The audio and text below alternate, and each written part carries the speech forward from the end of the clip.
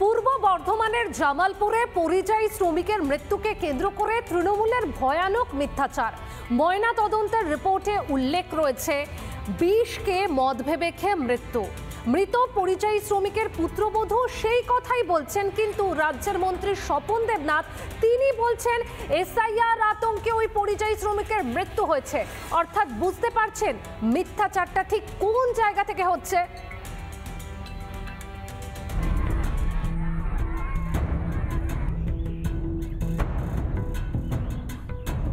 অভাবের সংসার, ঘরে টানাটানি, রাজ্যে কাজ নেই, রুজির টানে তামিলনাড়ুতে গিয়েছিলেন পূর্ব বর্ধমানের জামালপুরের বিমল সাঁতরা। সেখানে তার প্রাণ গিয়েছে। এখানে তো কাজকর্ম সেরকম ছিল না, তার জন্য বাইরে গিয়ে কাজ করছিল।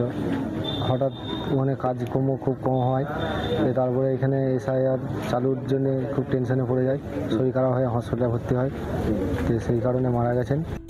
ছেলে কিন্তু একবারও বললেন না যে বাবা আত্মহত্যা করেছেন, কিন্তু রাজ্যের মন্ত্রী কি বলছেন শুনুন।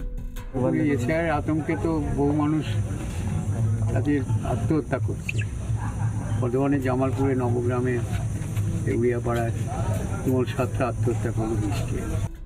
এবার শুনুন মৃতের বৌমা কি বলছেন। তো ওটা বিষ, সেটা বুঝতে পারিনি, দিয়ে ওইটা মানে বিষটা পান করেছে, এটা তো জানতো না এটা বিষ, দিয়ে খেয়েছিল। এবার দেখুন তামিলনাড়ু পুলিশের নথি, যেখানে লেখা মদ ভেবে কীটনাশক খেয়েছিলেন জামালপুরের বিমল সাঁতরা। তার জেরেই অসুস্থ হয়ে পড়েন, কয়েকদিন পর মারা যান। তার ছেলে বাপি সাঁতরা সে ওই থানায় একটি অভিযোগ করে, সেই অভিযোগের কপি তামিল ভাষায় ছিল, সেটা গুগল ট্রান্সলেটরের মাধ্যমে প্রথম ইংলিশে এবং পরবর্তীতে বাংলায় অনুবাদ করে আমরা যা বুঝেছি যে এই মৃত্যুর সঙ্গে এসআইআরের কোনো দূর দূরান্ত পর্যন্ত যোগ নেই। পূর্ব বর্ধমান জেলা তৃণমূলের সভাপতি এক ধাপ এগিয়ে বিস্ফোরক দাবি করলেন। তাদের নাম হয়তো বাদ চলে যাবে, তাদের দেশ থেকে চলে যেতে হবে, এই চিন্তার মধ্যেই তিনি আত্মহত্যা করেছেন। পোস্টমর্টম রিপোর্ট বলেছে যে তিনি বিষ পান করে আত্মহত্যা করেছেন। একের পর এক এসআইআর মৃত্যু, এর জন্য মূলত নির্বাচন কমিশন এবং বিজেপি দায়ী।